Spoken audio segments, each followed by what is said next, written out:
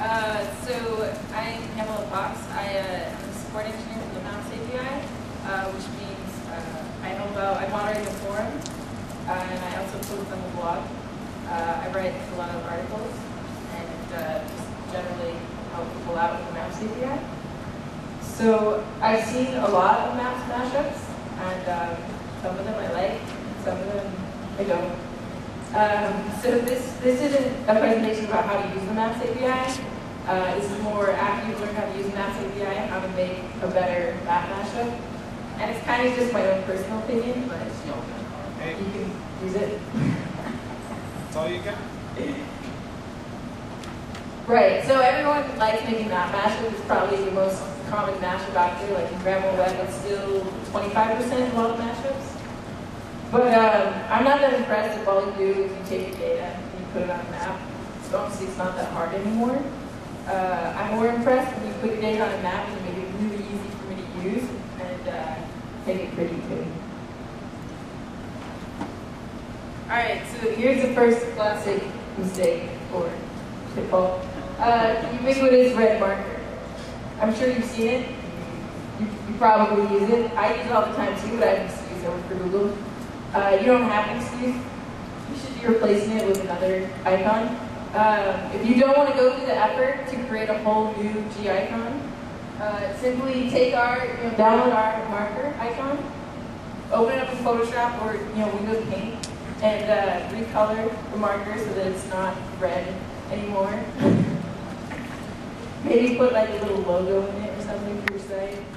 Anything.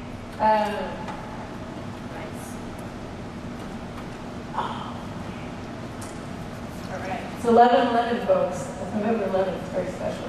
Okay, so the easy way is just to recolor the marker and then change the .image property of default icon, and there's a link for doing that here. And the hard way, which is kind of hard because icons are kind of complicated, because there's more than just what you see on the map. Like on the map you see the red icon and you see a shadow. But behind that icon, there's like a print version, there's a print for Firefox version, there's a print version of the shadow. So if you want to do a full, good icon implementation, it's kind of hard and you're going to spend a few hours in Photoshop. So I made a view link that actually walks you through that.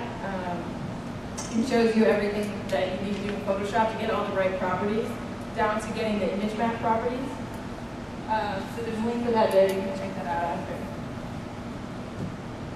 Okay, so to do more with your markers, right? If I can look at your map and learn a lot about what I'm looking at without even having to pan the map or click on anything, then I'm really happy, right? So a great example is Weatherbomb. So Weatherbomb they use color, right? So blue being cold, red being hot. And then they also do stuff like they've got the sun, they've got the cloud, and then they also have the numbers of the temperatures. So there I've learned so much just by looking at that map right there. But I guess it's kind of obvious for them to do this, although I've seen some weather mashups that don't do this.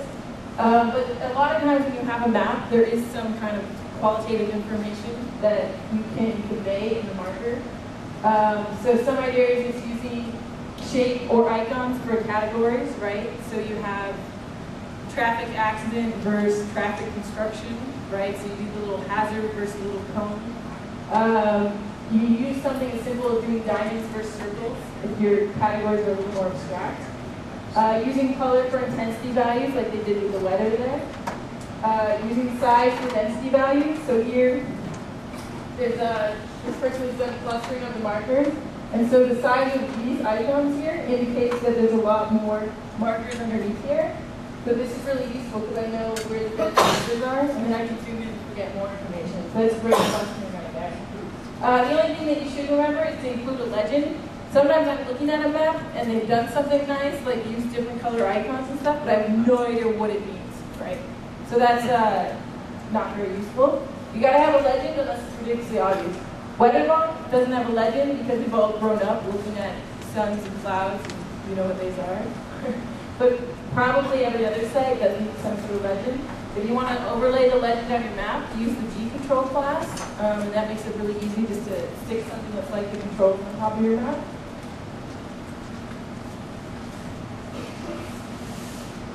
It's partially loaded. So a lot of people use our markers and they recolor them. So this side recolored them. You don't see half of the image right now. But you don't always have to use the markers that are like this, you know? That's useful when you're zoomed in because you can see where the marker is pointing to and you can see the area around it. But if you're doing something like this is a zoomed out view of all the countries and it says something about the state of terrorism in them or something like that. But I couldn't learn that much from them because they had like 30 markers in Europe and they're all kind of stand on their toes. And I couldn't really tell which countries they were coming from because it was so dense in Europe and I was zoomed out. So just think about sometimes using circular markers, right? Kind of like our flat transit icons. And then just make sure you just set the icon anchor so it's in the center of that icon instead of where the stem ends.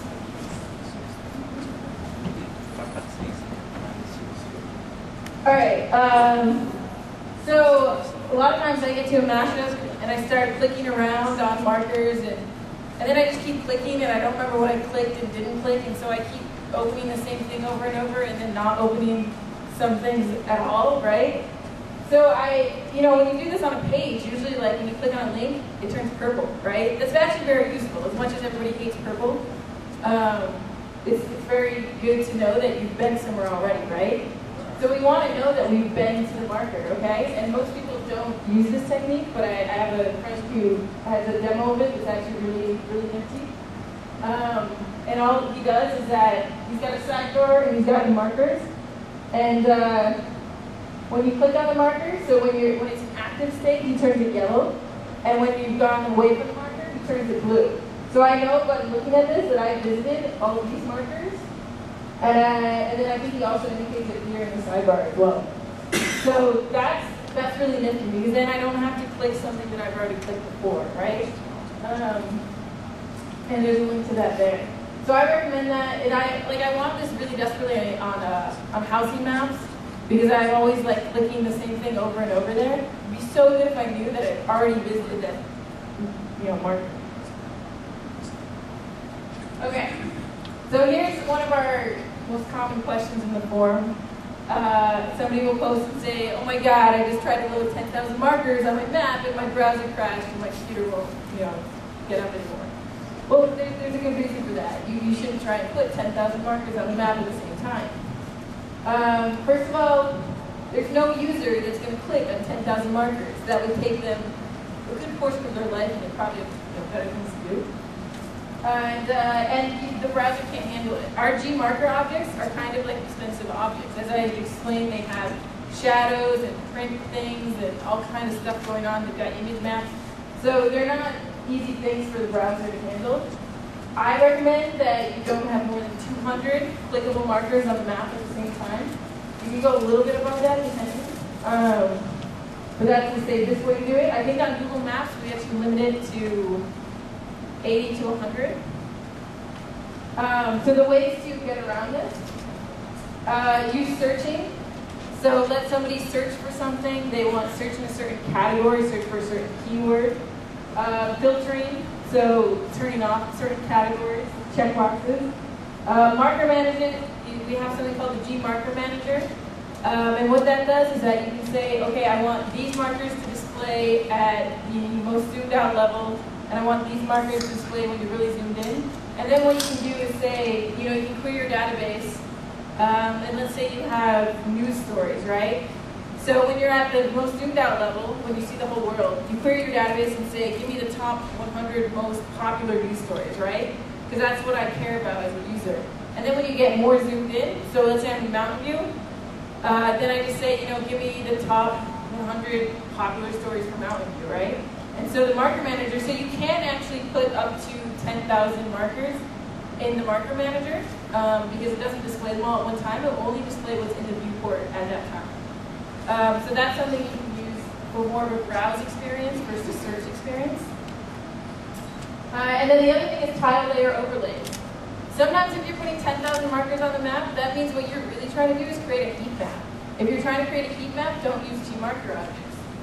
Use tile layer overlays. And what those are is paint images that you've pre-rendered on your server that represent each position as a circle, or maybe you actually do the heat map calculation and do like a nice fuzzy image of them.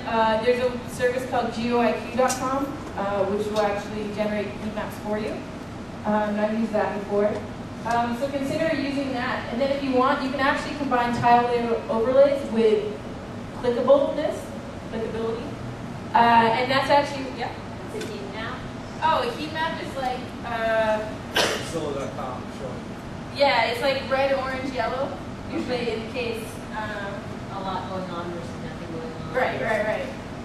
So it's just a good way of just looking, like there's the geoiq.com, they've got examples of San Francisco single men or whatever. Right. So you can instantly look at it and know where all the San Francisco single men are. What?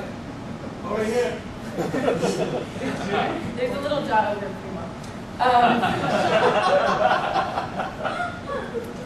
What was the website you said? geoiq.com or geocommons.com.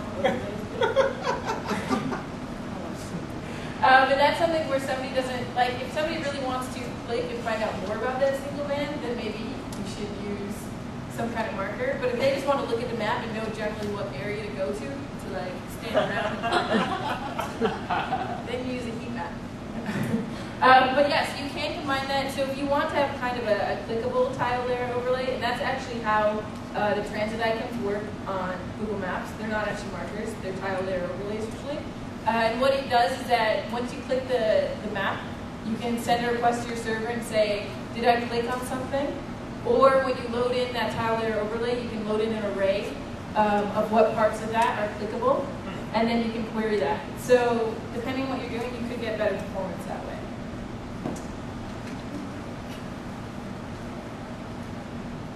Okay, so I'm kind of really lazy, and if I click an info window, I expect to get like a huge reward for it. Like I expect to just get a wealth of information poured at me. But sometimes I don't, right? So this is an example of a site, and the title of this domain is Casas Vacias, which is like empty houses, right? And then I click on this marker, and what it tells me is that there's an empty house in the middle of Valladolid, right?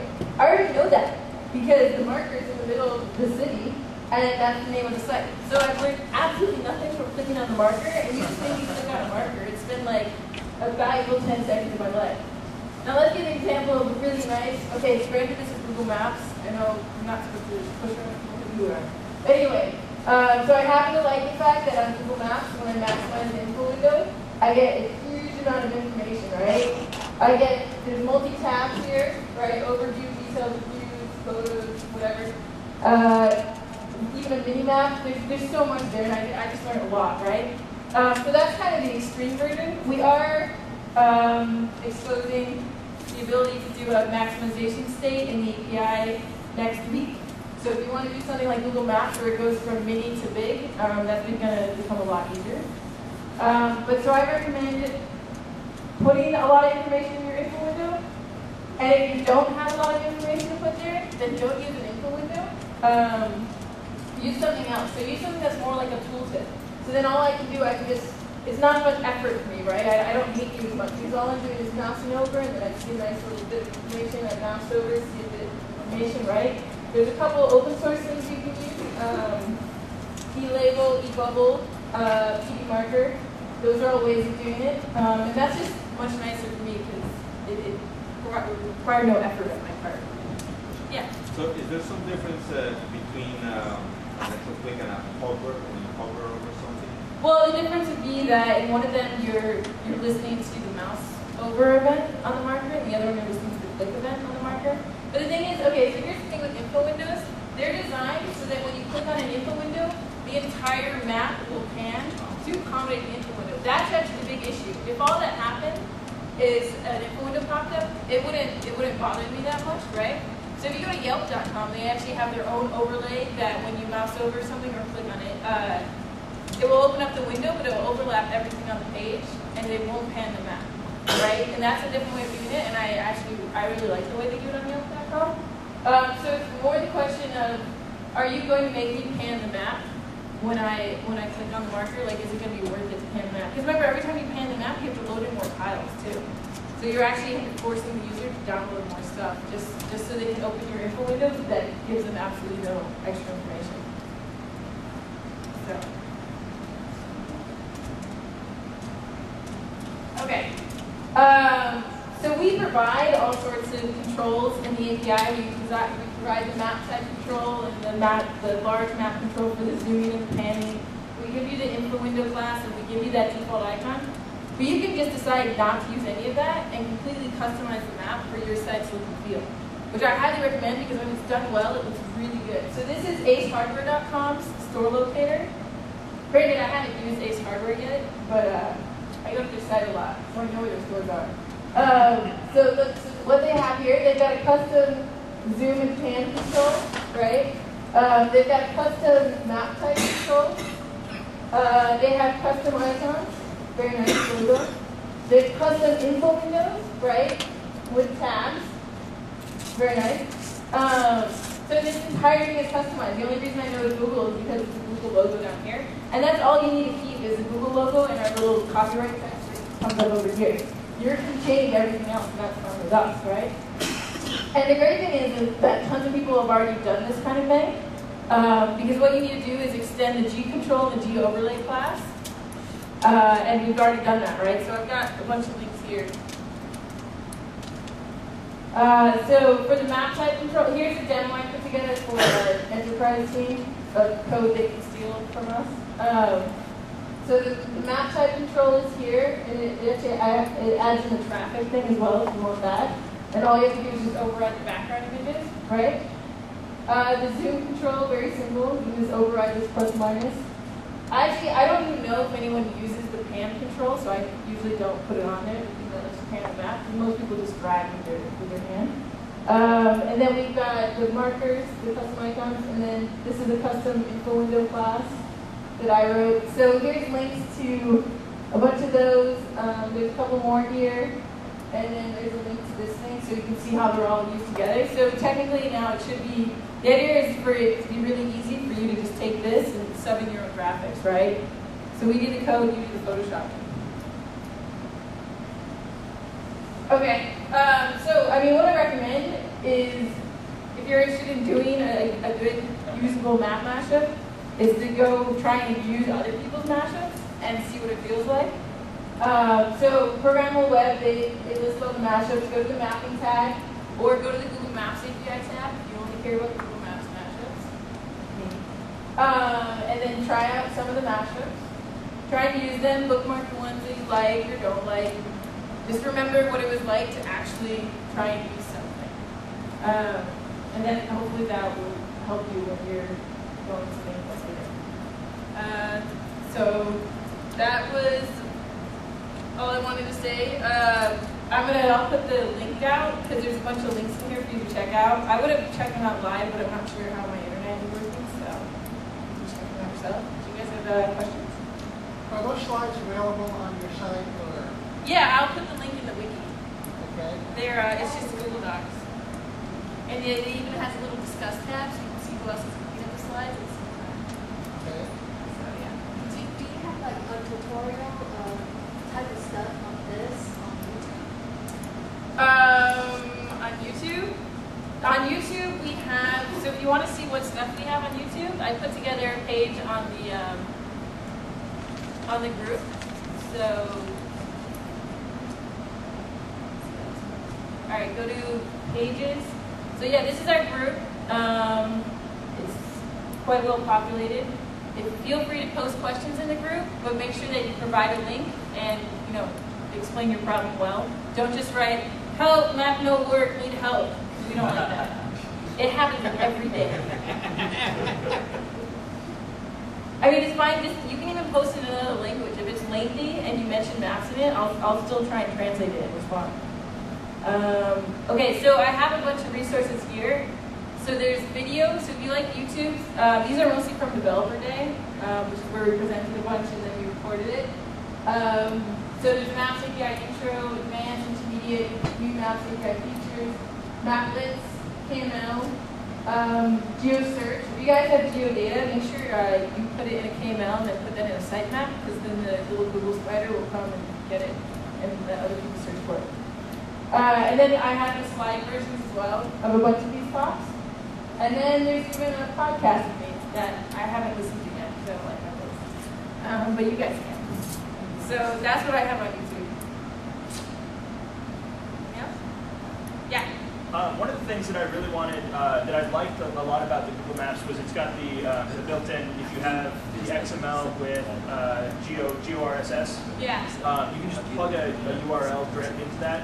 I talked to somebody from the mapping department last time at Mashup Yeah. about also doing some type of an extension where I've got something in my calendar and giving that GeoRSS so that it can plug into Google Maps. Do you have any plans on doing that? I mean, I know it's a different department over in calendar.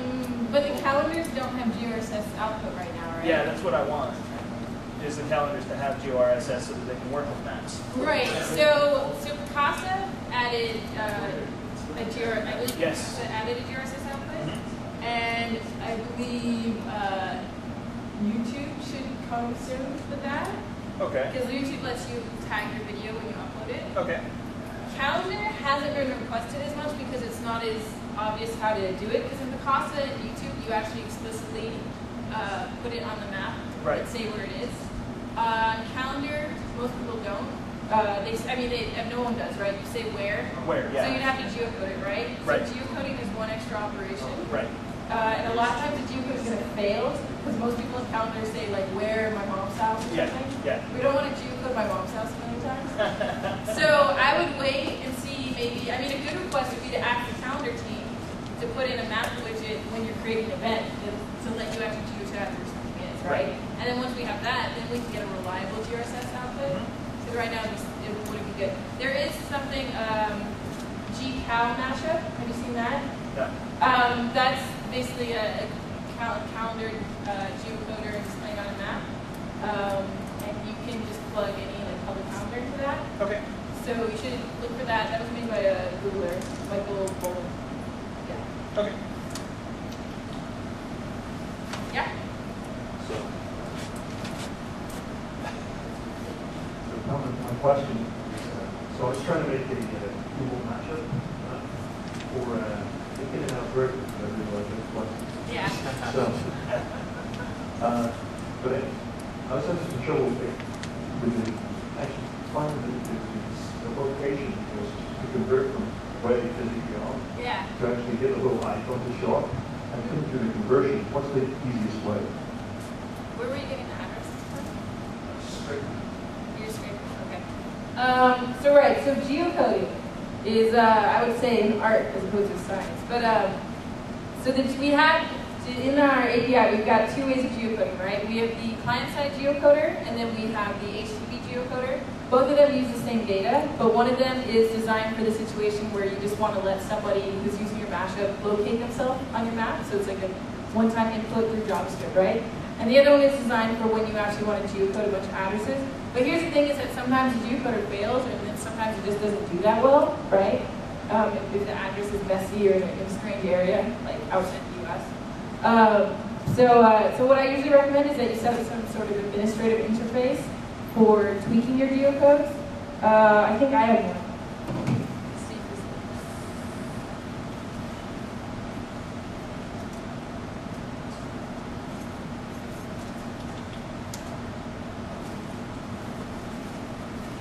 Does your automatic geocoder give a quality of result like okay? Yeah, there's a geo accuracy code or something like that, and it'll indicate like what level of accuracy it found. Okay. Yeah, because that was what I did with one of my previous geocoding tools. Was if the accuracy was under a certain threshold, you could do just a query, get all of those ones back, so you can manually place them. Right. So that made it really useful.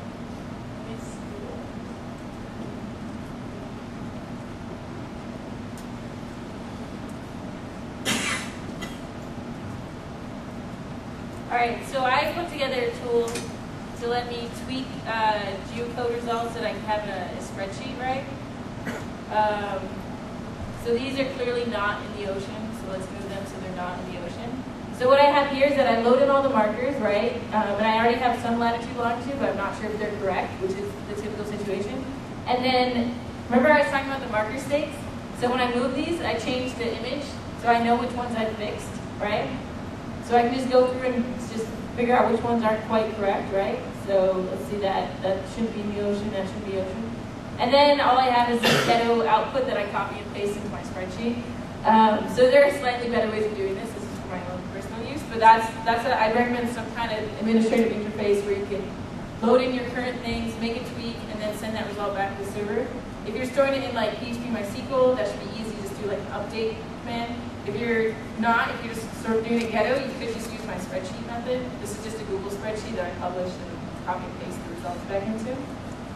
So yeah, so there. So I was just wondering if there's any way to kind of constrain where these markers go. Like some of the markers, like you were just saying, shouldn't go in the water ever. Yeah. So maybe it would be possible to like have them snap to the closest land point. And then like some other markers, like you would think they should never be anywhere like in a city. So maybe those should always snap to the nearest city. Okay, all right, good question. So by default, Google Maps doesn't really expose any of our data as in regards to boundaries. So we don't actually tell you any of the boundaries of countries or something like that. The stuff we do offer with the geocoder is we have a set viewport. So you know when you're on Google Maps and you have a viewport open, you search, it actually kind of biases the result depending on that viewport. And sometimes this viewport will help you out. If you're searching for something like Main Street, you'll get different results if your viewport is only like the Seattle area versus the New York area, right? So if you know like that you're searching, that all your results are going to be in the Washington state because that's what your mashup is about, then do a set viewport for the bounds of that state, right? So that's not going to snap it to a city, but it'll bias the results to be in that state. The other thing is a set country code, and that'll just bias it to the country. The example of how that makes a difference is if I search for Syracuse and I'm using maps.google.com, I'll get Syracuse, New York, which is where I'm from.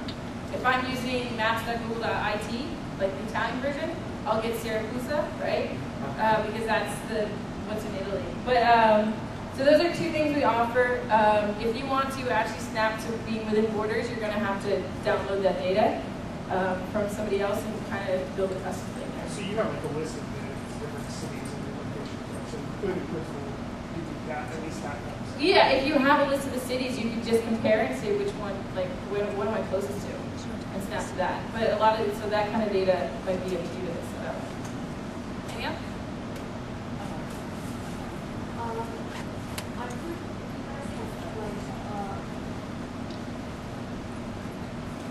You have a map that maps the sky. Is Is it part of your Google Earth Sky Mode? Yeah. Yeah. Do you cover that part? So Google Earth released the Sky Mode during the summer sometime, which means that you can like go into Google Earth and start browsing constellations. Google Maps does not have a Sky Mode yet, or I'm not sure if we will. But you're welcome to use Google Earth. Or you can, I've seen a Google Maps mashup that is up in the sky as well. I don't remember what it's called. Just curious, right now, you guys also have a street view, but it's kind of on the land level or street level. Do you guys have plans to actually move up the altitude and? They already did that. If you go to Chicago and look at the Sears Tower, I believe, and then you look up, you'll see to the top of the Sears Tower and above.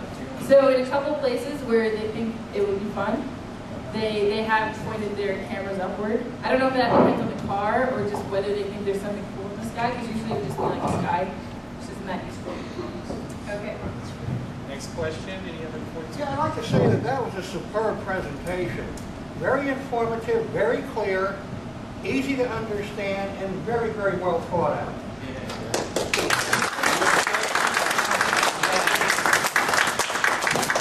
And productive Sunday morning. She's like that in the forum too. Yeah, I'll do that. All right. Do you have any questions for us? Anything you'd like to get feedback on? No, we have a lot of feature requests already. All right. If you guys want to, apply to Google, fix it. So yeah, I'll put the URL in the wiki right now. I just didn't want you guys cheating before. And so if you have questions about any of the links, just let me know.